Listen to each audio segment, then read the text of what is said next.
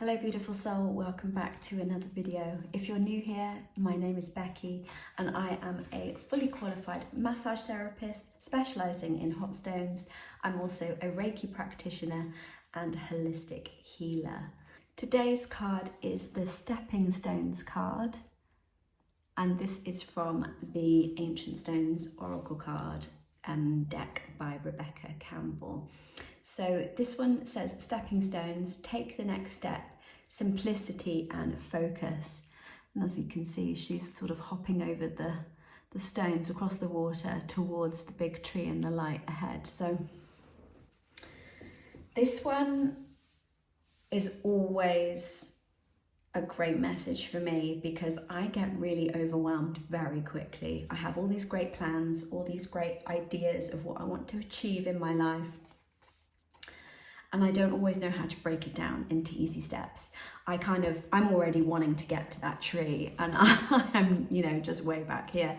So I really find that I need time to work out the steps in order to get from, where I am to where I want to be, and not get too hung up on the exact path.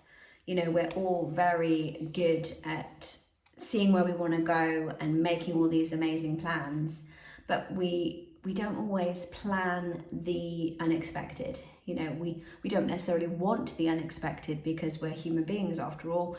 We like to have everything planned. We don't like mess ups. We don't like hang ups. We don't like mistakes. And I've had to learn this lesson again and again, and I think I'm getting better at it now. I used to be so hard on myself when I set a goal or a target for myself and I miserably failed, or I didn't foresee some of the hiccups along the way.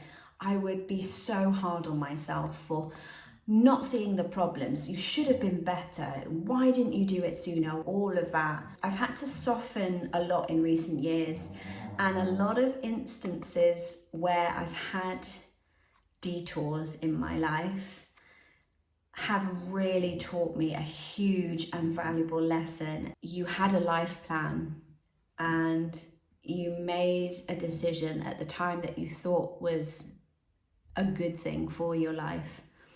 You thought it was an answer to what you were looking for, and it would be eventually, from once you'd actually recognized that this was not good and you came out of it, and then by that whole loop of coming out of that horrendous situation, then you know that you're on the right path. And all of this curve of this detour has been a learning curve for you to find out who you are, what you want, what your boundaries are, and just truly have some life lessons and maturity and emotional roller coaster, so that when you come out the other end of it, beyond a shadow of a doubt what it's like. This is what I mean about the stepping stones. I have been on a journey, since I was really young, trying to figure out where I'm going with my life, who I am, and what is my life's purpose. I'm really good at setting myself targets and achieving them. Most of the time, if I set myself to do something,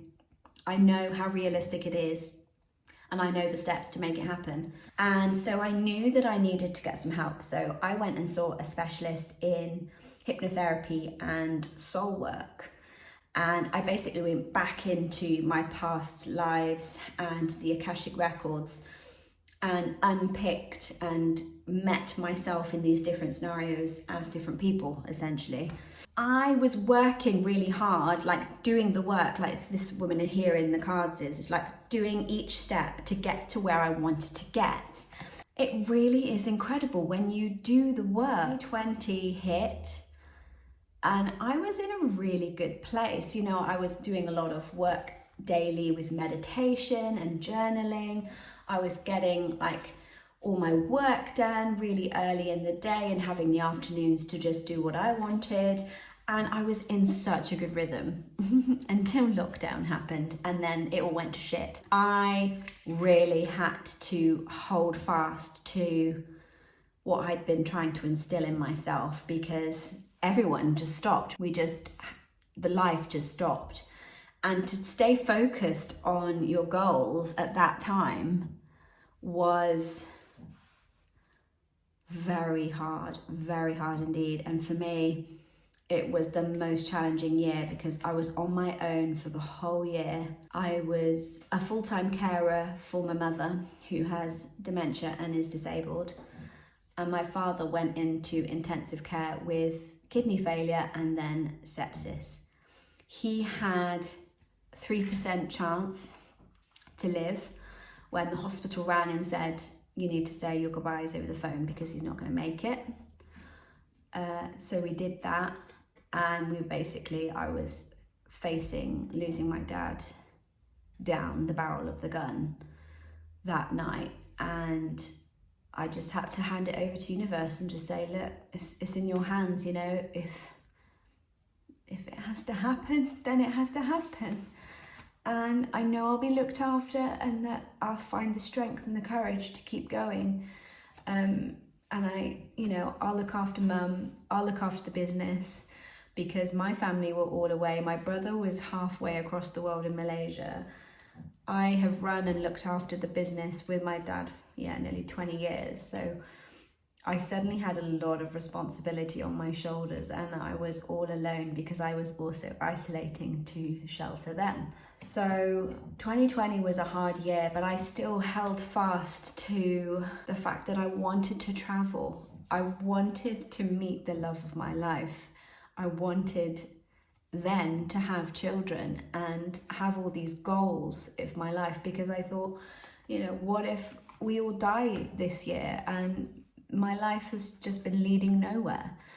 It was a really hard lesson to look that all in the face and go, okay, I'm okay if none of this happens, and I'm just going to take it a day at a time and trust that I'm being held for my highest good and that I'm being looked after. And sure enough, I was.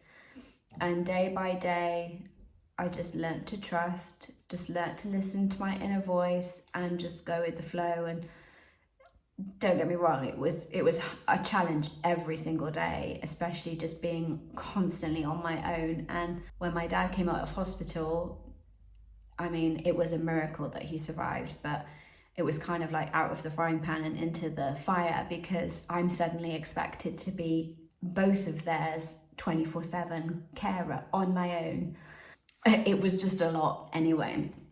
But what I'm trying to get to is that through all of that, I had my spiritual faith, and that's what kept me going. That vision of seeing where I wanted to be in the future of my life kept me going. And I did a lot of journaling, a lot of just listening to my inner voice and connecting with my higher self and doing the soul work that I needed to do, because like I was just saying, my security, my foundation of everything that I held dear was being threatened. If my father died and left everything for me to sort out, I've got a business to wrap up and sell.